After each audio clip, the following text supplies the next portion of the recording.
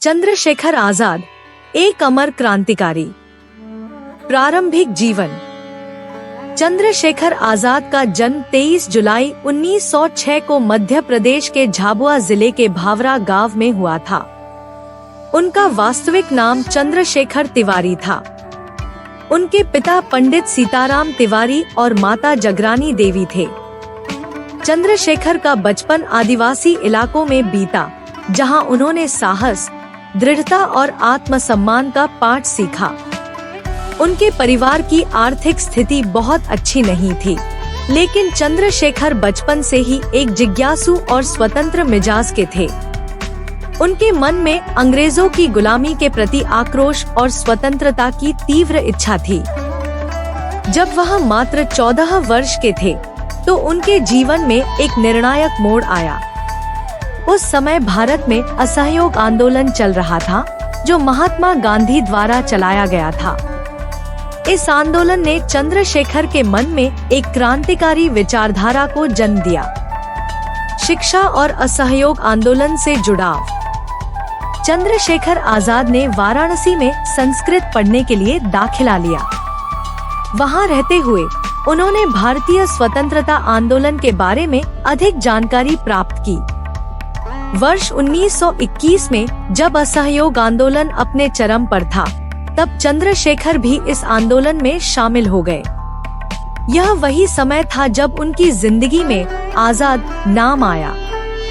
जब वह इस आंदोलन के दौरान गिरफ्तार हुए, तब अदालत में मजिस्ट्रेट ने उनसे उनका नाम पूछा। उन्होंने जवाब दिया, मेरा नाम आजाद है। फिर पूछा गया, पिता का नाम? उन्होंने उत्तर दिया, स्वतंत्रता। और घर का पता? इसका उत्तर था, जेल खाना। उनके इस साहसिक और विद्रोही रवैये ने उन्हें आजाद के नाम से विख्यात कर दिया। इसी के साथ उनका नया नाम पूरे भारत में फैल गया और वह स्वतंत्रता संग्राम के नायक के रूप में उभरने लगे। क्रांतिकारी गतिविधियों में प्रवेश। असहयोग आंदोलन के असफल होने के बाद गांधी जी ने इसे समाप्त कर दिया, लेकिन चंद्रशेखर आजाद और कई अन्य युवाओं के मन में क्रांतिकारी भावना प्रबल हो चुकी थी। गांधी जी के अहिंसात्मक तरीकों से निराश होकर चंद्रशेखर ने हिंसक मार्ग को अपनाया और भारतीय स्वतंत्रता संग्राम के क्रांतिकारी दलों से जुड़ गए। उन्होंने सबसे पहले हिंदुस्तान रिपब्लिकन एसोसिएशन (HRA) की सदस्यता ली, जो एक क्रांतिकारी संगठन था। इस संगठन का उद्देश्य अंग्रेजों को भारत से भगाना और भारत को स्वतंत्र करना था। इस संगठन में उनकी मुलाकात अन्य प्रमुख क्रांतिकारियों जैसे राम प्रसाद बिस्मिल, अशफाक उल्लाह खान, भगत सिंह, राजगुरु और सुखदेव से हुई। ये सभी युवा अपने जीवन को देश की आजादी के लिए समर्पित करने को तैयार थे। काकोरी कांड और चंद्रशेखर की भूमिका। 1925 में काकोरी ट्रेन डकैती का आयोजन हुआ, जो भारतीय स्वतंत्रता संग्राम के इतिहास में एक महत्वपूर्ण घटना मानी जाती है। चंद्रशेखर आजाद इस घटना के प्रमुख आयोजकों में से एक थे। इस डकैती का उद्देश्य अंग्रेजों के सरकारी खजाने को लूटना और उन पैसों से क्रांतिकारी गतिविधियों के लिए हथियारों की व्यवस्था करना था। इस घटना ने ब्रिटिश हुकूमत को हिलाकर रख दिया। हालांकि कई क्रांतिकारी गिरफ्तार कर लिए गए, जिनमें राम प्रसाद बिस्मिल और अशफाक उल्लाह खान प्रमुख थे।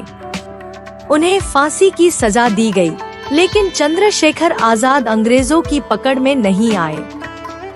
इसके बाद उन्होंने क्रांतिकारी गतिविधियों को और अधिक संगठित और मजबूत करने की ठानी। उन्होंने खुद को एक कुशल रणनीतिकार और लीडर के रूप में साबित किया। भगत सिंह और लाला लाजपत राय की मौत का बदला। 1928 में लाला लाजपत राय पर अंग्रेज पुलिस अधीक्षक जेम्स स्कॉट के आदेश पर लाठी चार्ज हुआ, जिसमें उनकी मृत्यु हो गई। इस घटना ने चंद्रशेखर आजाद और भगत सिंह को गुस्से से भर दिया। उन्होंने स्कॉट की हत्या की योजना बनाई, लेकिन गलती से J.P. सॉन्डर्स की हत्या कर दी। इस घटना के बाद चंद्रशेखर आजाद और भगत सिंह को ब्रिटिश सरकार ने कड़ी निगरानी में ले लिया। इसके बावजूद चंद्रशेखर ने क्रांतिकारी गतिविधियों को नहीं छोड़ा और अंग्रेजों के खिलाफ संघर्ष करते रहे।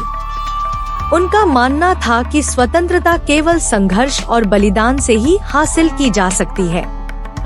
चंद्रशेखर ने अपने साथी क्रांतिकारियों के साथ मिलकर ब्रिटिश सरकार को हर कदम पर चुनौती दी। आत्मबल और समर्पण। चंद्रशेखर आजाद का जीवन साहस, समर्पण और स्वतंत्रता के प्रति उनकी अडिग निष्ठा का प्रतीक था। उनका मानना था कि अगर कोई व्यक्ति अपने देश की स्वतंत्रता के लिए अपने प्राणों की आहुति दे देता है तो वह अमर हो जाता है। वह अपने नाम के अनुरूप हमेशा आजाद रहे और इसी सोच के साथ उन्होंने अपने जीवन को देश की सेवा के लिए समर्पित कर दिया।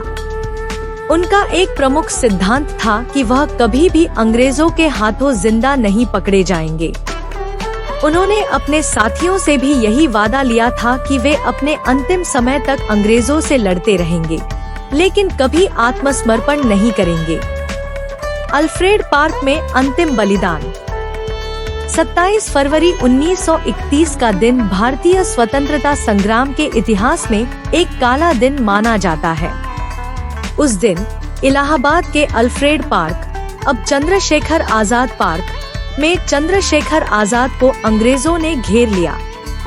उनके पास सिर्फ एक पिस्तौल और कुछ गोलियां थी। उन्होंने बहादुरी से अंग्रेजों का सामना किया, कई सैनिकों को घायल किया, लेकिन जब उनके पास गोलियां खत्म हो गईं, तो उन्होंने अपनी अंतिम गोली खुद को मार ली। चंद्रशेखर आजाद ने अपना वादा निभाया।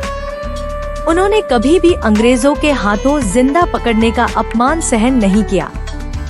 उनके इस बलिदान ने उन्हें भारतीय स्वतंत्रता संग्राम के इतिहास में अमर कर दिया। वह मरते समय भी आजाद थे और उनके बलिदान ने अनगिनत युवाओं को स्वतंत्रता के लिए लड़ने के लिए प्रेरित किया। चंद्रशेखर आजाद की विरासत। चंद्रशेखर आजाद का नाम आज भी स्वतंत्रता संग्राम के महानायकों में आदरपूर्वक लिया जाता है। उनका जीवन हमें सिखाता है कि स्वतंत्रता एक ऐसी चीज है जिसे केवल बलिदान और दृढ़ संकल्प के साथ ही प्राप्त किया जा सकता है। वह न केवल एक महान क्रांतिकारी थे, बल्कि एक प्रेरणादायक नेता भी थे, जिन्होंने अन्य क्रांतिकारियों को संगठित किया और उन्हें सही दिशा में मार्गदर्शन किया। उनकी क्रांतिकारी भावना और बलिदान की कहानी आज भी लाखों भारतीयों के दिलों में जीवित है। उनका जीवन यह संदेश देता है कि एक व्यक्ति के साहस और संकल्प से पूरी दुनिया बदल सकती है। चंद्रशेखर आजाद का बलिदान सिर्फ एक व्यक्ति का बलिदान नहीं था, बल्कि यह पूरे राष्ट्र की स्वतंत्रता की लड़ाई का प्रतीक था। वह एक ऐसे नायक थे जिनकी गाथा आने वाली पीढ़ियों को प्रेरित करती रहेगी। उनकी जीवन यात्रा से हमें यह सीखने को मिलता है कि परिस्थितियां चाहे जितनी भी कठिन हो, अगर हमारा इरादा मजबूत है तो कोई भी बाधा हमारे रास्ते में नहीं आ सकती। चंद्रशेखर आजाद ने अपनी जान देकर यह साबित किया कि स्वतंत्रता के लिए किया गया संघर्ष कभी व्यर्थ नहीं जाता। वह मरकर भी अमर हो गए और हमेशा के लिए आजाद कहलाए। निष्कर्ष। चंद्रशेखर आजाद की कहानी भारतीय स्वतंत्रता संग्राम की सबसे प्रेरणादायक कहानियों में से एक है। उनकी साहसिकता, देशभक्ति और बलिदान की भावना आज भी हर भारतीय के दिल में गर्व पैदा करती है। उनकी जिंदगी का हर एक पहलू हमें यह सिखाता है कि अगर हम स्वतंत्रता की असली कीमत को समझें, तो हम अपने जीवन को उसी के अनुसार जीने की कोशिश करेंगे। चंद्रशेखर आजाद का नाम सुनते ही हर भारतीय का सीना गर्व से चौड़ा हो जाता है।